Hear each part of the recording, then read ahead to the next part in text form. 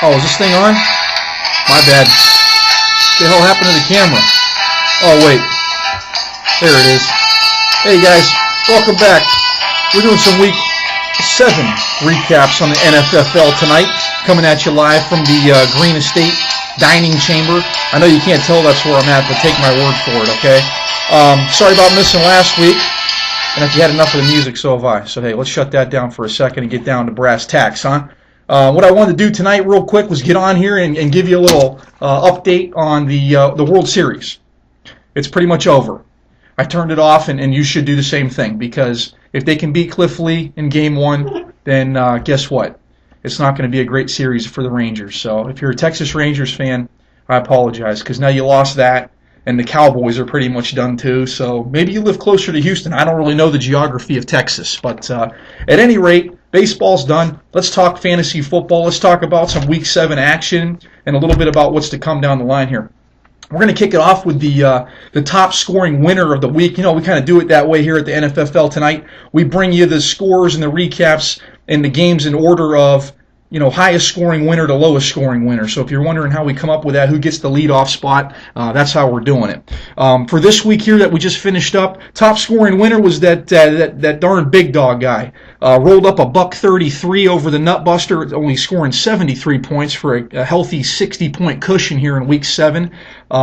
No Tony Romo? No problem. Matter of fact, all he really needed to do was to start Adrian Peterson and Roddy White, and he pretty much had the game locked up right there. So what that's going to do for Big Dog now is that's going to take him up to 5-2. He's the number 3 seed in our league at the moment, trailing only Killer Whales and Buffalo in the playoff rankings positions there. He's scored 764 points so far for the year, and that's top scorer in the league. So if you beat the Big Dog, the two of you that have, kudos to you, because you either caught him on a down week or you put up some big points, because this guy's top dog, no pun intended, in our league.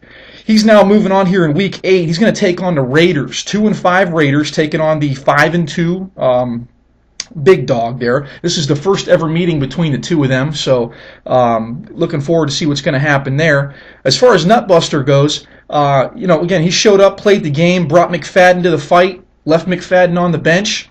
50 points later, he scores 73 total and loses the game by 60. So, hey, it's a lot like offshore drilling, okay? If you ban it, it's all about untapped resources, okay? So, and that's kind of like the story of Nutbuster's season. Nutbuster's sitting there 2-5, does still hold the 6th seed in the playoff rankings just based on the overall points scored tiebreaker. He's sitting at 703, one of only 5 teams in the league to average over 100 points a week, but unfortunately for him, he's also had the most points scored against, looking at 2-5 record, even though he's among the top scoring teams in the league.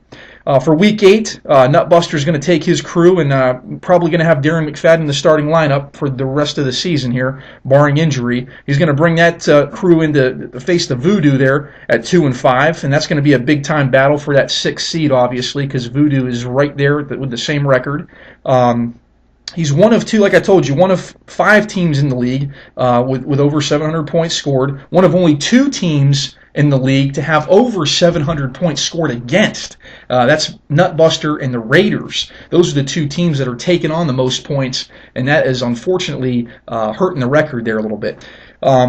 Definitely holds the tiebreak at the moment, again, for that 6th slot in the playoffs. Has the tiebreaker by 72 points, does the Nutbuster there. And I can't tell you exactly who that's over. We'll get to it as we get later on in my notes here.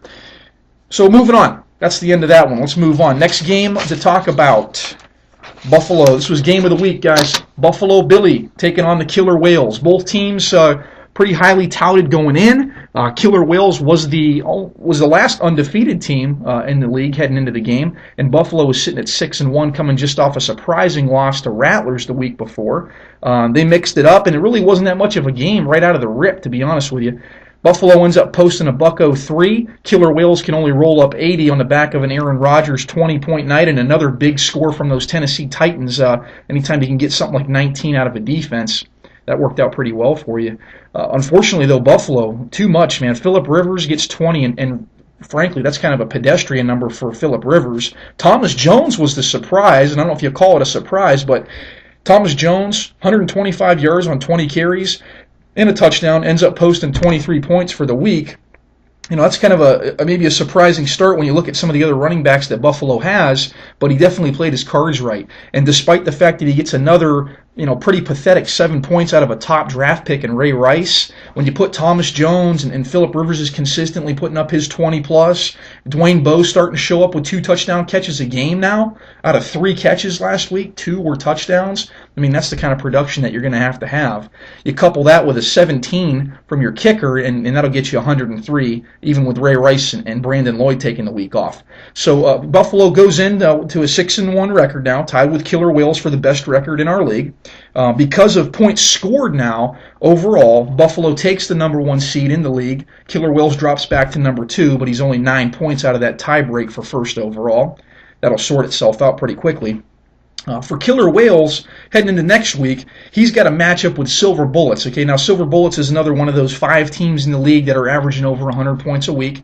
Not going to be an easy matchup for him. This is actually a rematch of last year's title game, which Killer Whales obviously was able to pull down a victory in, but a little rematch. We'll see if Silver Bullets and Tom can get some revenge there.